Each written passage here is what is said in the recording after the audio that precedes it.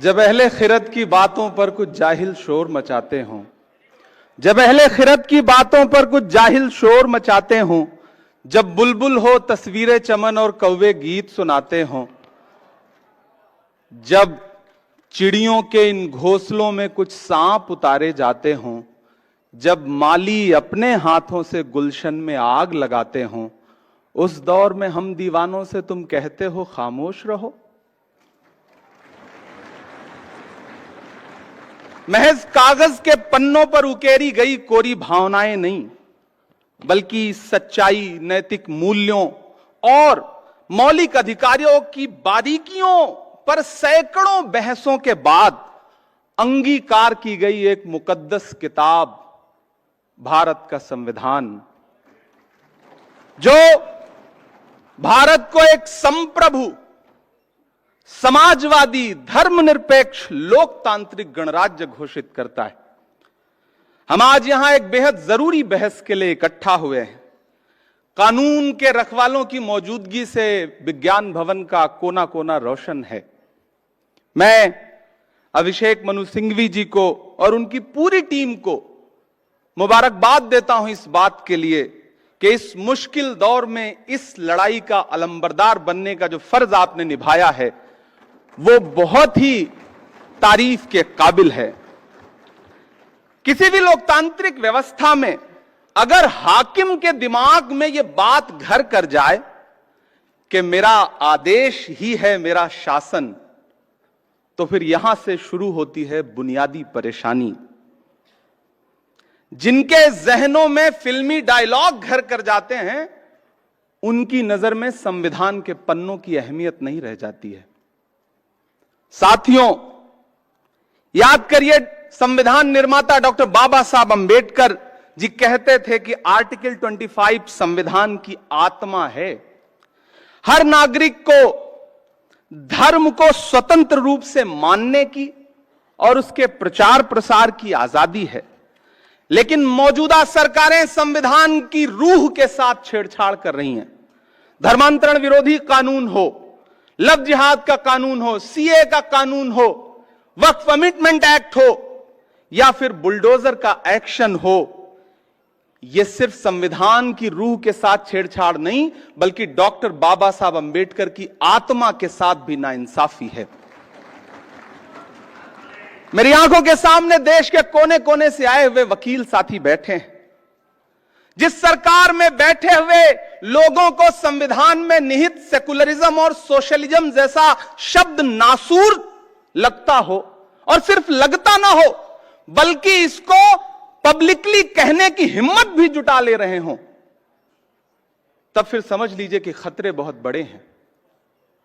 साथियों, जब कानून लोगों को डराने का और उनकी आवाजों को कुचलने का हथियार बन जाए और उसमें आपकी पहचान और आपका नाम और आपका धर्म निर्णायक भूमिका निभाने लग जाए, तो समझ लीजिए कि हुकूमतों की मंशा क्या है। मैं अपना उदाहरण दूंगा, कहीं दूर नहीं जाऊंगा और मैं विषय पे बोलूंगा। मुझे गर्व है कि मैं आजादी की दूसरी लड़ाई में राहुल गांधी का सिपाही हूं। मैं उनके साथ चला हूं 4000 किलोमीटर कन्याकुमारी से कश्मीर तक कंधे से कंधा मिलाकर। लोग मुझसे कहते थे, इमरान साहब आप नेता बाद में हैं, शायर पहले हैं, राहुल जी पैदल चल रहे हैं, शहजादा पैदल चल रहा है। मैंने कहा, शहजादे ऐसे नहीं होते हैं। एक टी शर्ट, एक ट्राउजर, एक जूता पहन के 4000 किलोमीटर लाखों लोगों को गले लगाने वाला शहजादा नहीं होता। हाकिम तो वो होता है जो 10 लाख का सूट पहनता है और 8.5 करोड़ के जहाज में घूमता है। मैं उनका सिपाही हूं। मैं देश की उस संस्था का सदस्य भी हूं जहां कानून बनने बिगड़ने की प्रक्रिया होती है। मैं पिछले दिनों एक सामूहिक शादी में गुजरात गया था, जामनगर। बड़ा अच्छा कार्यक्रम, 51 जोड़ों की सामूहिक शादी। सारे दलों के नेता उस मंच पे मौजूद थे। मैं बच्चों को दुआएं देकर के वापस लौट आया। 4 दिन बाद मेरे साथियों ने उस प्रोग्राम का एक विजुअल था, बरसते हुए फूल थे, बड़ा खूबसूरत सा। उसमें एक कविता लगा करके सोशल मीडिया पे पोस्ट कर दी, मेरे अपने सोशल प्लेटफॉर्म पे। आपको जान के हैरत होगी कि इतनी संगीन धाराओं में मेरे खिलाफ जामनगर की पुलिस ने मुकदमे दर्ज किए कि मुझे लगा कि मैं तो कोई बहुत बड़ा अपराधी हूं। हमने हाईकोर्ट का दरवाजा खटखटाया। 55 मिनट बहस सुनने के बाद हाईकोर्ट अहमदाबाद के माननीय न्यायमूर्ति जी ने कहा कि इसमें तो सिंहासन के खिलाफ कुछ कहा गया है, इसलिए पिटीशन खारिज। हमें माननीय सुप्रीम कोर्ट की चौखट पे आना पड़ा और धन्यवाद कि इमरान प्रताप गढ़ी बनाम गुजरात सरकार के केस में माननीय उच्चतम न्यायालय ने जो फैसला दिया है वो एक नजीर बनेगा। मैं माननीय उच्चतम न्यायालय का आभार प्रकट करता हूं। साथियों, माननीय उच्चतम न्यायालय ने एसआर बोम्मई बनाम भारत सरकार के आदेश में भी ये कहा था कि धर्मनिरपेक्षता संविधान की मूल संरचना में निहित है, उसे बदला नहीं जा सकता।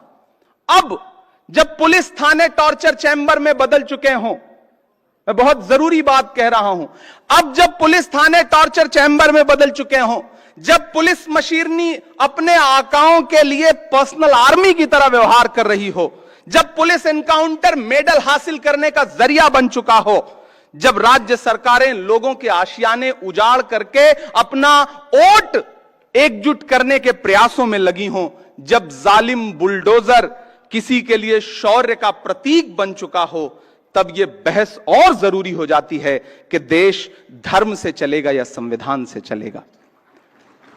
साथियों, मैं अंत में आपसे बस इतना कहना चाहता हूं, कोई लंबी तकरीर नहीं, कि मौजूदा हाकिम के काम करने का तरीका बड़ा अलग है। पहले वो अपने कारिंदों के जरिए दुष्प्रचार करवाते हैं, फिर खुद बाहर निकल करके उन्हीं चीजों पर उनकी विशेषताओं का बखान करते हैं। आप कैसे भूल सकते हैं कि दशकों से देश की संसद की महत्ता को कोसने वाली पार्टी के प्रधानमंत्री बनकर 2014 में जब नरेंद्र मोदी जी देश की संसद में पहुंचे थे, तो सबसे पहले उन्होंने देश की संसद की सीढ़ियों पे मत्था टेका था। याद है आप सबको वो मंजर? और उस मत्था टेकने का अंजाम क्या हुआ कि महज 10 साल के अंदर उन्हीं सीढ़ियों से बनी हुई संसद को बदल दिया उन्होंने। पुरानी संसद बदल के नई संसद कर दी। इस बार उन्होंने संविधान को मत्था टेका है, तो खतरा बढ़ गया है। सतर्क रहिए, जागरूक रहिए, संविधान को बचाइए, और सिर्फ बचाइए ही नहीं, हाकिम की चालाकियों को बेनकाब भी करते रहिए। कातिल ने किस सफाई से धोई है आस्तीन, कातिल ने किस सफाई से धोई है आस्तीन, उसको खबर नहीं कि लहू बोलता भी है। बहुत शुक्रिया। एक बार पुनः अभिषेक मनु सिंघवी जी को एक शानदार कार्यक्रम के लिए बधाई, और पूरे देश के कोने कोने से आए हुए न्याय के रखवालों को बहुत आभार, बहुत दुआएं, बहुत मुबारकबाद। शुक्रिया।